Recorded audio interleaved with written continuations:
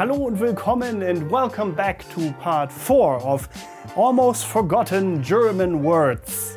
If you don't know me, I am Meister Lenze and you're watching Get Germanized. In this series we are looking at words that had once purpose in the German language and are now almost extinct. Help me save them from this, well, terrible fate. And let us get started right away. Lasst uns anfangen. All on board. What should I do? Ah, ich weiß. First up, der Backfish. Backfish, the baked fish. There was a time when girls between the ages of 13 and 19 were not teenagers, but Backfish. Goethe even used this word already in his work Götz von Berlichingen. So it must mean something. Maybe we should have a revival of Backfish. If women are Backfish, what are guys between 13 and 19? Next up, another favorite of mine, das Brimborium, the Rigmarole. Much ado about superfluous things. That's probably a good way to describe this sonorous expression. Brimborium. Brimborium leviosa. I mean, Brimborium leviosa, of course. Next up is I dare douse. I dare douse. What could that mean? Well, in English you would say G. This exclamation probably comes from the Middle Latin word douseus, which means demon. So I dare douse means something like, oh my god. In ICQ speak, also OMG. I dare douse. Maybe you should use that in your next text message instead of OMG. I dare douse. Next up is der Fatzke. Der Fatzke, the squirt or big head in English. An arrogant guy or girl who also doesn't have much in his head. Conceivably a bad mixture. Der Fatzke. Mein Nachbar war so ein Fatzke damals. My neighbor was such a Fatzke back in the day. Next up, another favorite of mine, der Firlefanz. Der Firlefanz, rolls off your tongue. The Frippery in English, I think. The word is an ode to superfluous things, embellishments or silly behavior in general. Actually unnecessary but fun. Like, well, this video I suppose. Hooray for Firlefanz! Next up is another favorite because everyone likes Fressalien. Die Fressalien, the grub. Hashtag food lover, hashtag food porn, foodie, whatever. Food has always been celebrated and is up to this day. Of course, you can now simply say that you eat food, or just more decadent, die Fressalien. Of course, you can just say food, but if you have the choice between Essen and Fressalien, then of course the choice should be clear here. The next word is das Gedöns. And again, another word for frippery, similar to Firlefanz. Gedöns also describes unnecessary things. However, this word is rather used for behavior that makes everything more complicated than it already is. This is said to happen with some people. Gedöns.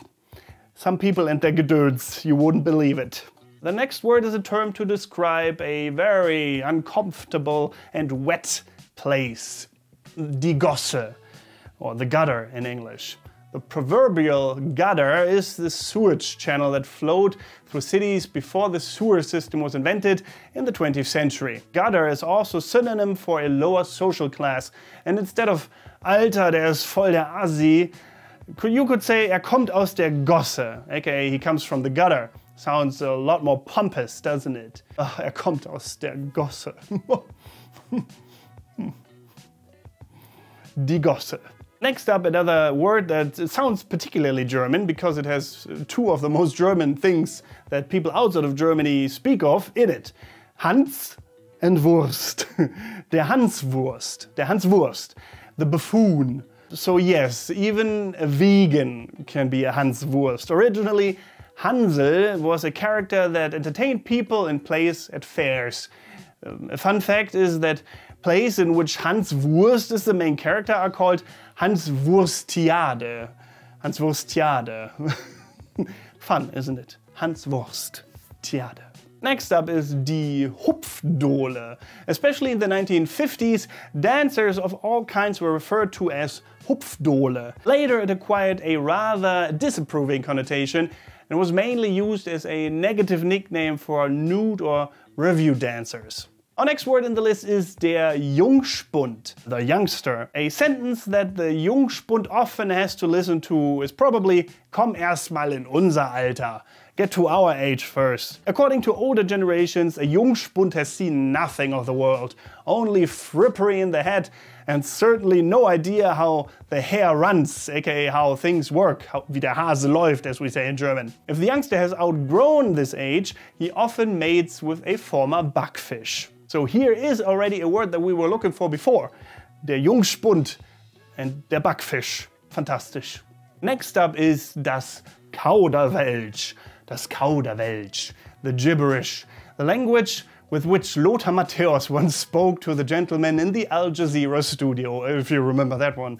According to Wikipedia, gibberish or Kauderwelsch refers to a confused way of speaking, an incomprehensible mixture of several languages or an incomprehensible, difficult language. Das Kauderwelsch. Oh, and if you didn't already see it coming, here's a bonus word for you. Der Luftikus. The fibber-gibbet, I think that's what you call it in English. Der Luftikus. An airhead, basically. And an airhead is characterized by recklessness and ill-conceived plans. In modern times, he would also be called a Traumtänzer, a dream dancer. So you could either be a Luftikus or a Traumtänzer. Which one do you prefer? Did you know any of these words? Let me know in the comments below which one was your favorite. Did you use any of them in the past? And apart from that, thank you very much for watching. Don't forget to get Germanized. Goodbye and auf Wiedersehen.